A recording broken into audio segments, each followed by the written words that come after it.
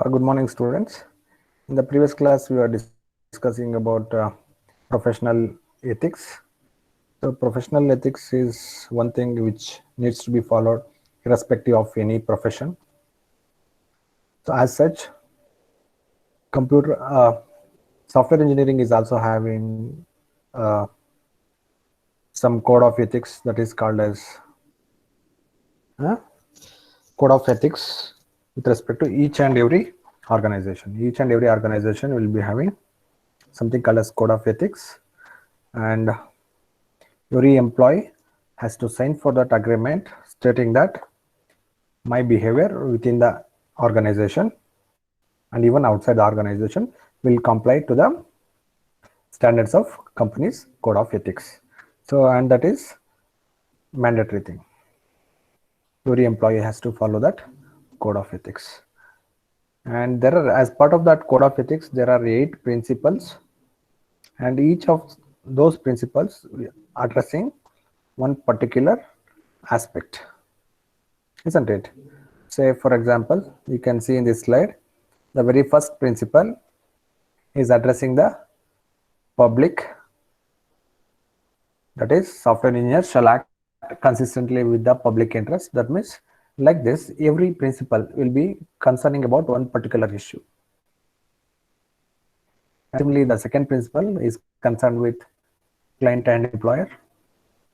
That means whatever the employee will do, so that is for the benefit of the employer and the client, and and that should not have any negative impact on the public. So that's about second principle. And the third principle is with respect to software product. Software engineers shall ensure that their products and related modifications meet the highest professional standards possible. So the meaning is that when you're as an engineer, you are working as part of the team, you make sure always you will follow professional methods and the standard procedures, and you make sure every member of your team knows what is the process. So that's about the product concern. And the fourth one is judgment. It's all about maintaining integrity and independence in their professional judgment. Then the fifth one, management. Software managers and leaders shall subscribe to and promote and subscribe to an ethical approach to the management of software development and maintenance. That means when you follow ethical approach, all the processes will be transparent so that everyone will be having clarity about what is going on. So that's very important, especially for the leaders and managers. And third issue, addressing the profession itself. That is, software engineers shall advance the integrity and reputation of the profession consistent with the public interest. That means, see, there will be a lot of expectations from the public on software industry.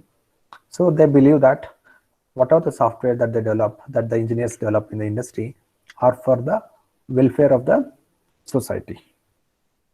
And you should maintain that reputation consistently being a software professional. So that is the sixth principle, that is, which is addressing profession. The seventh one is colleagues. It tells you how to behave with colleagues and how to support each other.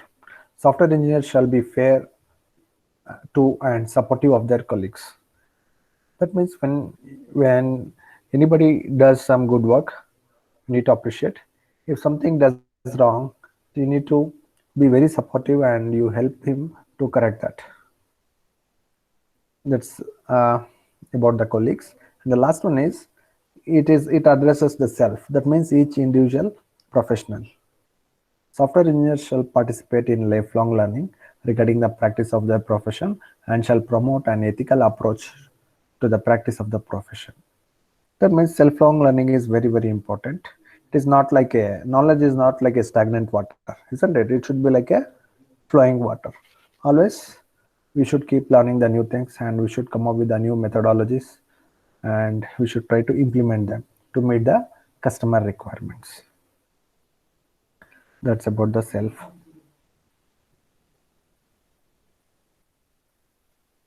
Friends, this is very, very important. explain.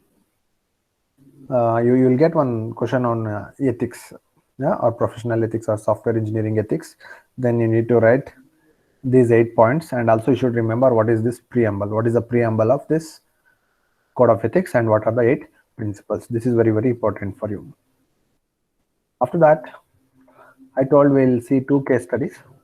One case study I will do, and another one is like assignment for you. That is for self learning component.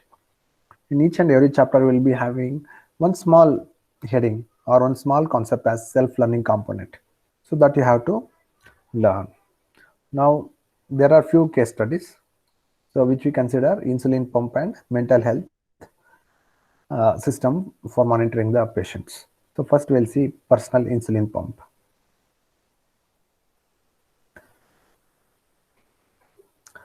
I'll show you the architecture of that personal insulin pump. Students, look at here. So this is a demonstration of an architecture diagram. If you look at this architecture diagram, you just observe what are the symbols that you are seeing. You are seeing only the rectangular blocks, isn't it? That means these rectangular blocks represent the subsystems within the system, or you can assume them as modules or subsystems. So the better terminology is modules. Insulin pump is one complete system, and it is having few components. Which are those few components? Needle assembly, pump, clock, alarm, sensor, and the controller, and along with that 2 displays, display 1 and display 2. So these are the components of the system. What is that system? Insulin pump hardware architecture. Now let us read the theory. So let us see what is the problem. This itself is a problem statement. Insulin pump collects data from a blood sugar sensor and calculate the amount of insulin required to be injected. That means there is a sensor embedded in the human body which collects data from blood sugar sensor and calculates the amount of insulin required to be injected. See, that will be automatically injected to the patient. See, the overall idea of this insulin pump controller is to decide how much insulin is to be provided to the patient based upon his blood sugar level, and that blood sugar level has to be computed or to be checked frequently. Calculation based on the rate of change of blood sugar levels. Sends signals to micropump. Micropump is one component which will pump insulin using the needle that you can see here in this diagram. Needle assembly. Using the needle assembly, insulin pump will pass required amount of insulin to the human body or to the patient's body. It sends signals to micropump to deliver the correct dose of insulin. And as a safety critical system, as low blood sugars can lead to brain malfunctioning, coma, and death. High blood sugar levels have long-term consequences such as eye and kidney damage. Look at your students. Here we are calling it as a safety critical system because it is related with patient health monitoring. That is, here we are monitoring the glucose level of the patient, and if we detect that he needs insulin, that has to be given automatically. For that purpose, we have a system in place and we call it as insulin pump control system, and hence that is why it is considered as safety critical system. While developing the safety critical system, students, keep in your mind, so what is very important? Consistency, reliability, performance, availability is and accuracy is very, very important. So that's why we use something called as formal specification. Keep in your mind, at some point of time in the coming chapter, I'll tell you what is formal specification. We use formal specification, which in turn rely on mathematical formula and calculations. So that will give you more accuracy than normal modeling. Okay, so keep in your mind, always we don't do mathematical modeling for every software project. We do mathematical modeling for the projects based upon like simulation, scientific calculations, and safety critical systems. Example for safety critical system like insulin pump control system, patient health monitoring system, air traffic control system, and softwares used in operation theaters. They are some of the examples for safety critical system. And here in this problem statement, they are telling that, so if the low blood sugar happens, that can lead to brain malfunctioning, coma, and death. With low blood sugars. With high blood sugar, what can happen? They are telling that it may have long-term consequences such as eye and kidney damage. So that means if there is high blood pressure, it may damage eyes and kidneys, and if it is low blood sugar, it can lead to malfunctioning of our brain, and that may lead to coma and consequently to the death. Okay, now this is a problem statement, and this is architecture. Say there is a pump. Its duty is, see here, this is the insulin reservoir. You can see here the insulin reservoir is there. And that means this is an external entity connected to this software. From here, the pump will take insulin, the amount of insulin required, and it will try to provide to the human body. And whatever the readings that it gets, so that will be displayed in display 1 and display 2. And here is the sensor, which will actually sense, or which will sense the information about blood sugar from the human body. And there is a controller, and there is an alarm. So the purpose of alarm is, it will by checking the reading, it will tell you, so as and when the insulin is required to the human body, it will generate an alarm. And for that purpose, we need to have a clock to maintain the timings. Clock is there, and the controller, that is the heart of the overall system, that is the controller. And we have display 1 and 2, maybe one for displaying the blood sugar level and one for displaying the quantity required, that is insulin quantity required. Now look at the model. So what kind of diagram is this? Is you can assume this as one data flow diagram or activity diagram. Okay, so this is called as activity diagram. So this is called as the start, and this is called as the stop notation. This notation is called as start, and this notation is called as stop. And so wherever requires processing, okay, so processing will be indicated like these symbols. You can see here. So this is a processing symbol, this is a processing symbol, and this is processing. And here this is decision making. Okay, you can see here the conditional statement. This is for decision making.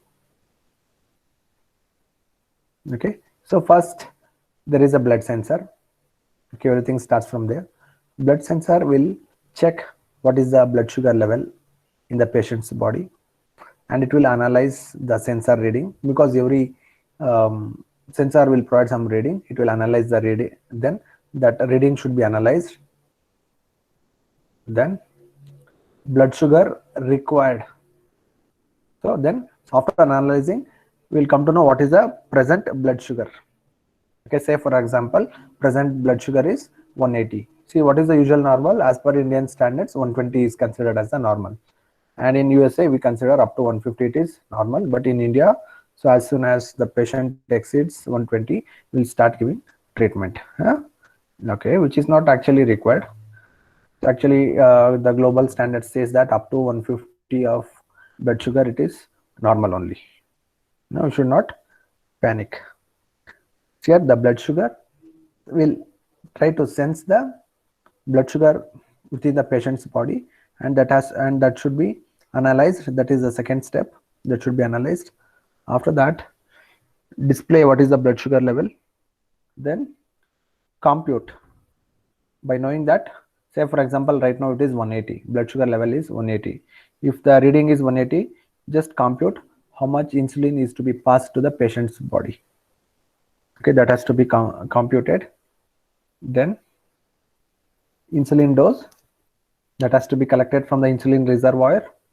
Then send that data for documentation, that is for log dose. That means log dose means So there will be a log file which will maintain how much insulin is given, and that is linked to the compute engine, which will compute the amount of insulin required. Okay, and while giving, it will also check what was the previous dose. Okay, so depending upon the previous dose, you can, okay, it will give how much is to be given right now. Then compute pump commands. That means pump will issue the commands to pass insulin to the patient's body. Then pump data to the controller, then control insulin pump. So insulin pump will actually, okay, that instruction is to be passed to the insulin pump to pump insulin to the patient's body. So this overall diagram indicates, so what is the process to be followed. First, everything starts with the blood sensor, which will try to grasp information from the human body, what is the sugar level, then that has to be analyzed, then it will give you some reading, then compute what is the insulin required. Okay, then so you come up with a dose, that means some numeric number, how much is to be given, like 1 ml or 2 ml, like that. Then do the logging of that information and check what was the previous dose, how much was given, depending upon that. So currently how much is to be given, that will be calculated. Then compute the pump commands. What is that pump? Insulin pump commands. Then pump data. Then pump data means compute what is the data of the coming from the insulin pump, then that has to be passed to the insulin pump, then control insulin pump. So that data will actually control into the insulin pump. Say if it is 1 ml, only 1 ml of insulin will be passed. If it is 2 ml, if the pump data is telling that 2 ml requirement, 2 ml of insulin will be passed to the human body. So then finally everything ends up with insulin pump, because it's the insulin pump which is responsible for passing the insulin to the patient's body. Once it is passed, the process ends. You can see here it becomes, so when we know the process, it becomes easy for us to understand what are the subsystems required. So we need one needle assembly. So needle assembly especially required to collect the amount of say once we have collected the insulin required from the pump, and it has to be gone to patient's body. For that purpose, needle assembly is required. So it has two purposes. One is to collect insulin from the reservoir and to give it to the patient. And the pump will issue the commands to the controller, and in turn controller will take care of giving insulin to the controller will issue the commands, right commands, so that that amount of insulin is to be given to the patient. At the same time, we need some components, clock, so that is timekeeping purpose, then alarm. So whenever the insulin is required, based upon the data from the sensor, it has to generate an alarm. So for that purpose, alarm is required. And this controller is nothing but the core logic. It is the software module that contains the core logic. Then display purpose. So to display the reading, okay, one display is required, and to display the insulin requirement. So one is to display blood sugar level, one is to display insulin requirement. Okay, we have two displays and the power supply.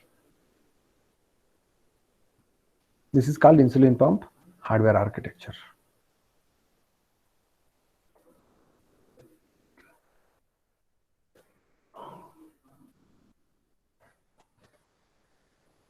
Okay, students, remember, so this is not the software architecture, this is a hardware architecture. Similarly, when we write a software hard architecture, these things will be replaced with subsystems. These things will be replaced with subsystems.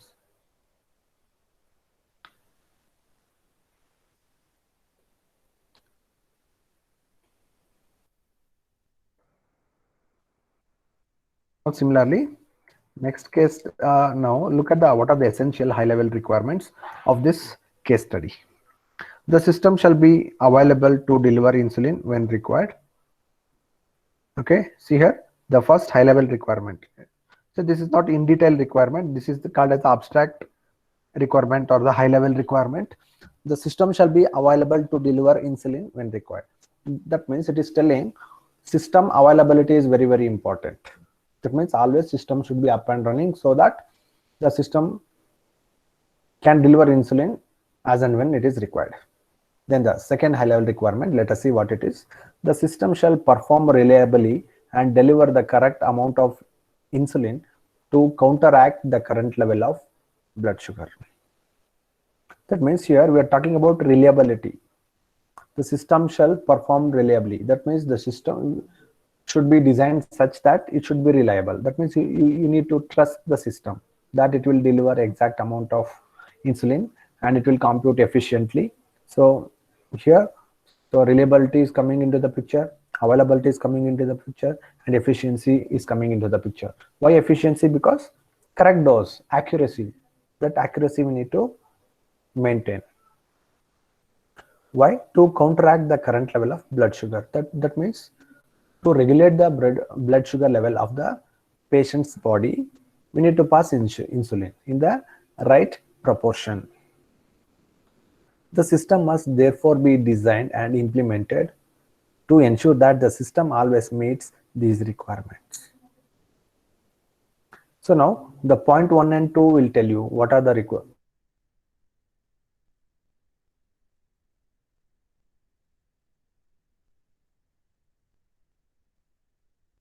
Ability. So you need to design system such that it will meet these two requirements. That's about essential system requirements. See, in the coming chapter, we will come to know how to convert these points into requirements. Okay, so now with these 2 points, you will get an abstract idea about what are the requirements. In the next chapter, that is, it talks about the requirements and documentation. There you will come to know, so what is the meaning of user requirements, what is the meaning of system requirements, and what is domain knowledge, all those things. Now, just for your curiosity, I'll tell you what is domain knowledge.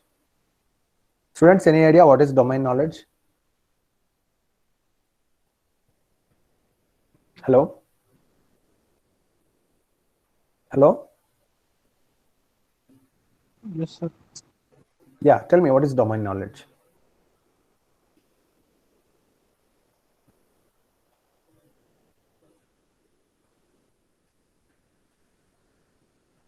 Say, as per this problem, insulin pump control system, see the domain knowledge is that we should know what is the meaning of first of all blood sugar. We should know what is blood sugar, and we should know what is the meaning of insulin and why the insulin is to be passed to the human body.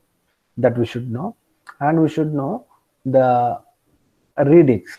Okay, so what is the normal blood sugar level, and what is the minimum, and what is the upper limit. Okay, when I say always there will be one limit.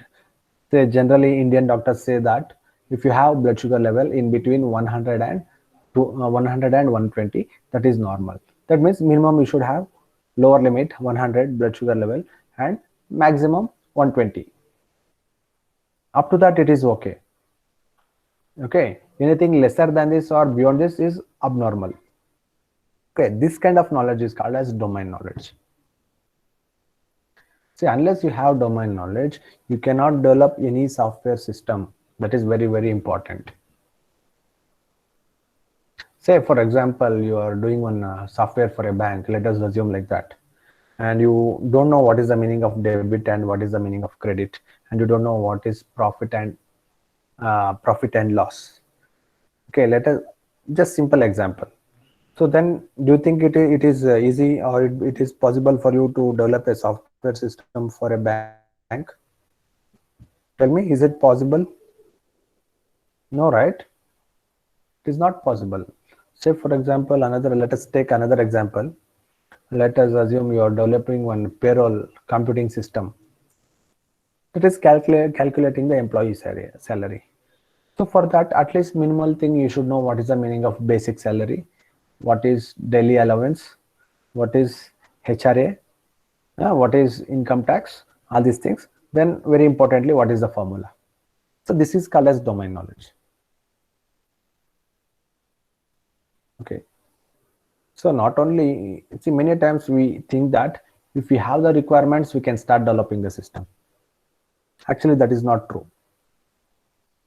See, developing the system is, see, any engineer, if you give the requirements and if you give them the process, so what is the underlying logic, they will do, they will develop.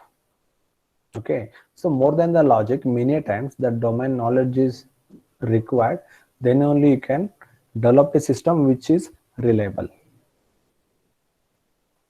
So therefore, domain requirements are very, very important. So therefore, like these systems usually expect domain knowledge. What is the domain knowledge? To know about blood sugar level. So you should know what is blood sugar and how to sense the readings, what is normal readings, what are abnormal readings, all those things that are required. That is called as domain requirements. Similarly, when you are doing a banking project, you should know, you should have domain knowledge. So what are those domain requirements?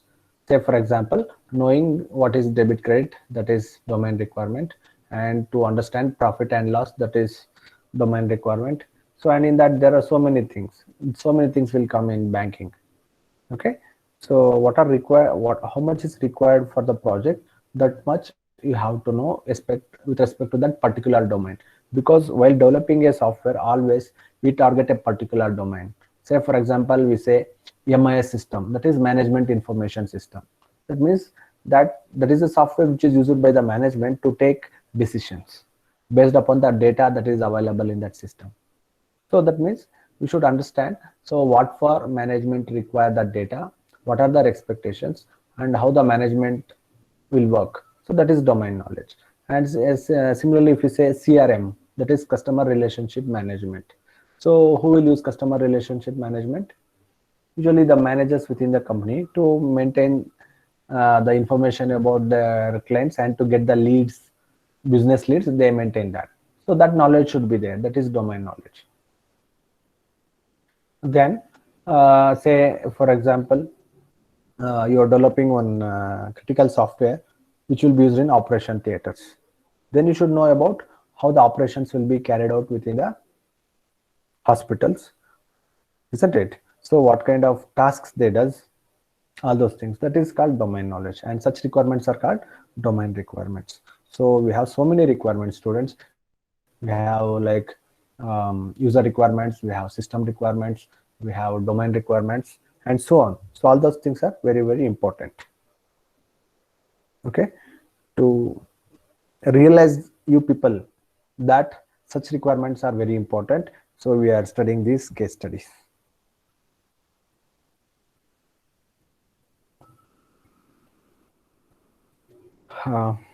That's it for today, students, and I'm giving you one task for you. That is one case study you need to learn.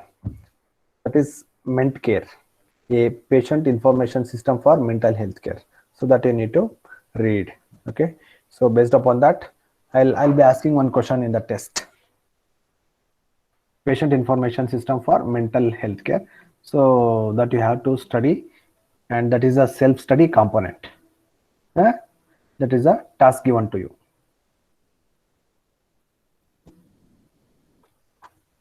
You have to read that case study by your own. You have to understand, and if you have any doubts, so you can ask me anytime. No problem. During the class hours itself, you can ask. I'll stop sharing. I want to take attendance 1 minute.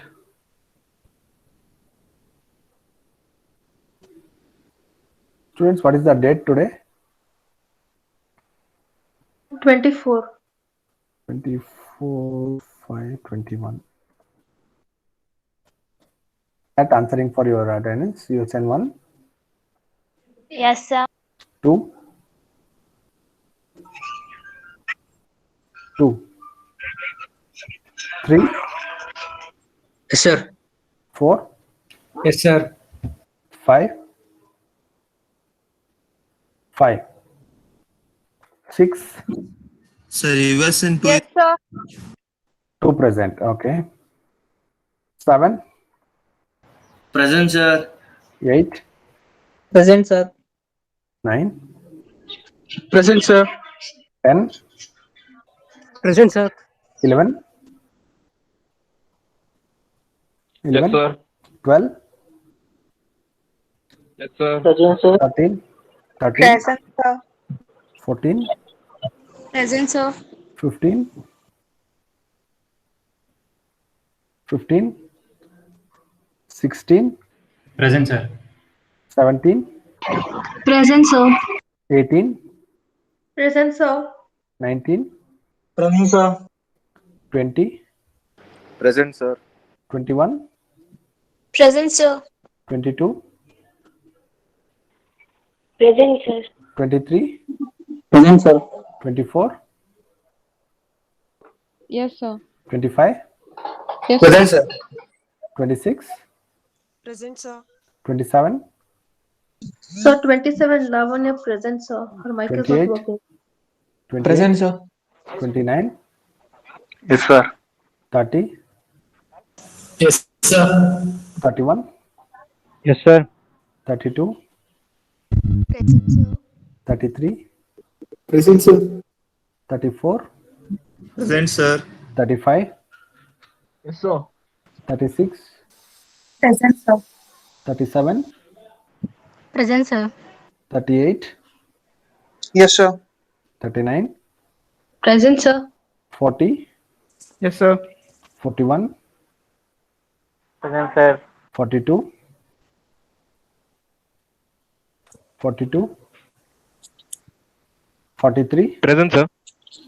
42 present, sir. okay, 43, Present, sir. 44, Present, sir. 45, Present, sir. 46, 46, 47, Present, sir. 48, Sir, Present, 46 sir. present, sir. 49, Sir, 46 present. yes, 49, 49 absent, 50, 50, Present, sir. 51, Present, sir. 52, 52, 53, Present, sir. 54, Present, sir. 55, Present, sir. 56, Present, sir. 57, Present, sir. 58, Present, sir. 59. Present, sir. 15, 49, 52 are absent. That's it, students. You have a task. Today you start reading that mental health care system, and the textbook soft copy is available in the internet. You can download the soft copy and you can start reading. Ayan Somerville, type Ayan Somerville PDF. You'll get the textbook. Anyone downloaded already? Hello? Hello? Anyone already downloaded, students? Hello, have you downloaded the textbook? No, sir. Yeah, you can download. You can go to Google or Bing.com, type Ayan Somerville textbook PDF. Sir, US and 49 is also present, sir. Okay, that I'll mark. I'm telling how to download. You check for the PDF, it is available. Sir, can you please repeat the name? Software Engineering Ayan Somerville. The author name is given in your syllabus copy. Name of the textbook and Sir, author. is it 9th edition? Yeah, 9th edition. You don't Okay, worry sir. about the edition, students. You don't worry Okay. about the edition. You download whichever the recent edition available. Okay. Okay, sir. Yeah, thank you.